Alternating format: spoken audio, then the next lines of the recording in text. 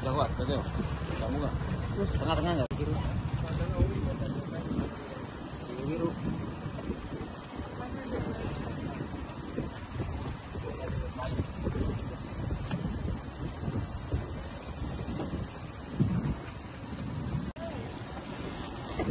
Mas, bannya dikasih keluar mas, bannya.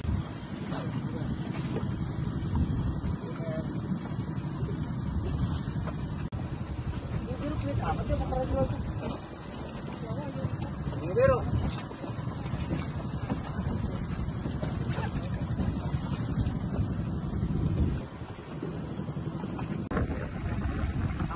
Kamu jangan sampai kesandar ya.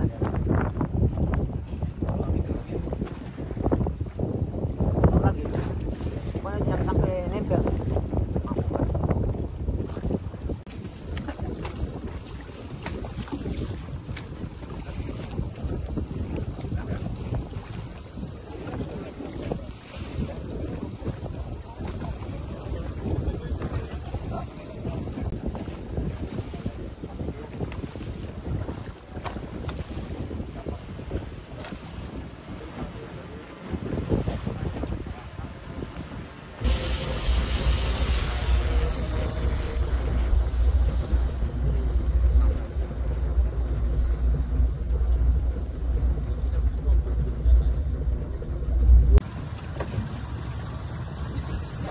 Udah kuat, betul. Kamu nggak? Terus tengah-tengah nggak? Biru. Biru.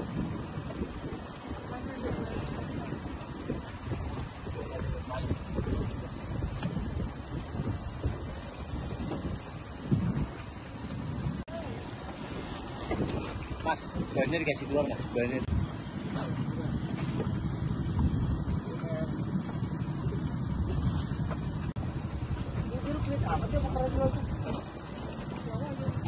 Biru.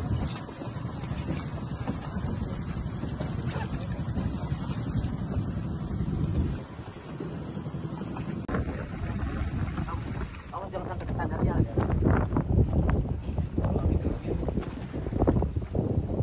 Lagi. Pokoknya jangan sampai nempel.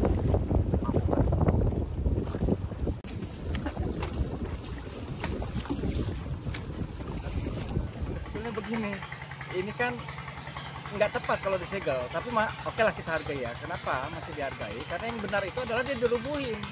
Orang ini punya negara di kapling kok dibiarin aja. Orang parkir di pintu orang sembarangan aja dipindahin, bahkan dia bisa marah. Masa negara nggak berdaulat? Jadi mestinya yang lakukan oleh pemerintah dalam hal ini segera rubuhin. Pertama karena sudah merugikan rakyat, dalam hal ini nelayan ya terutama, harus dia memutar untuk masuk mencari nafkah, bertambah kosnya karena harga BBM yang juga sulit sekarang dicari. Jadi ya kebijaksanaan itu adalah dengan cara merubuhkan segera. Kalau mau disegel mau diapain? Gitu kan, apa nunggu misalnya sebulan 2 bulan lagi? Jadi aneh menurut kita, ada apa? Kok cuma misalnya mencabut pagar dari bambu kok mengalami kesulitan? Mestinya KKP bertindak tegas. Ya kalau nggak sanggup minta bantuan misalnya ke tentara, dalam hal ini marinir lah. Kalau nggak sanggup juga minta bantuan, insya Allah kami, aku yakin bisa membantu. Misalnya minta kuali resmi, tolong gerakkan rakyat, insya Allah kita bantu. Kalau itu masalahnya. Kalau pemagaran ini untuk dampak lingkungannya menurut Wali gimana?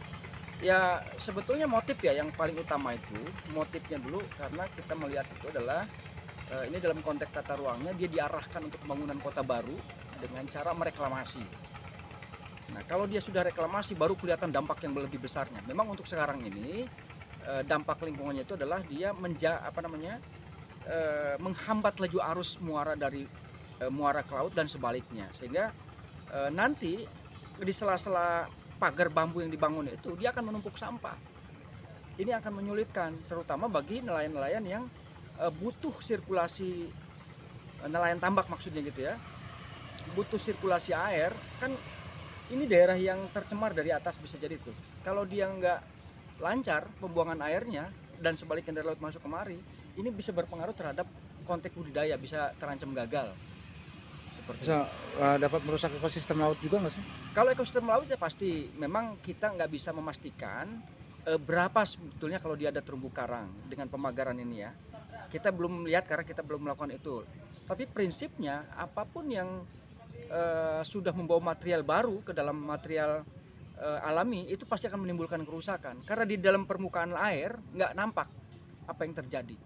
Tapi kalau misalnya pakai metode penyelaman atau bahkan berbasis riset sebelumnya, diketahui sepanjang 30 km ini di mana aja ada spot-spot terumbu karang gitu ya, itu akan mudah untuk dilacak. Nah, kalau ternyata dia ada, maka bisa dipastikan terumbu karang itu akan mati. Nah, konsekuensinya adalah karena terumbu karang salah satu tempat berpijahnya dalam hal ini ikan, tentu juga ikannya akan menjadi berkurang. Kalau udah berkurang juga tangkapan nelayan menjadi berkurang juga. Konsekuensi lainnya adalah ya ekonominya semakin sulit untuk didapat buat orang-orang kecil itu.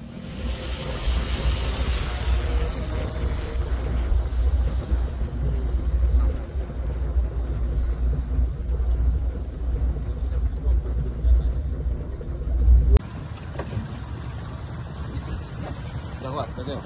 Kamu nggak? Terus tengah-tengah nggak? Biru. Biru.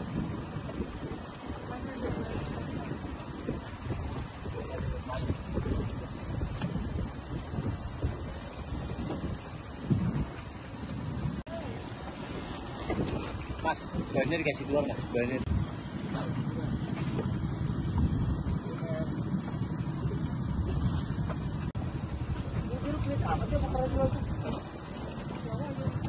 Biru.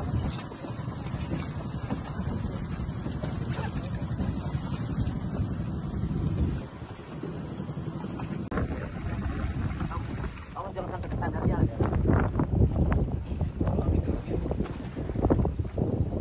Lagi. Pokoknya jangan sampai nempel.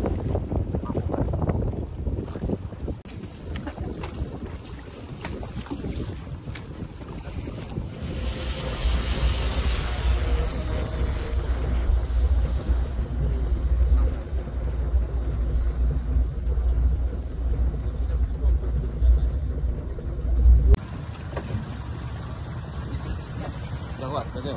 Kamu nggak? Terus tengah-tengah nggak? Biru. Biru.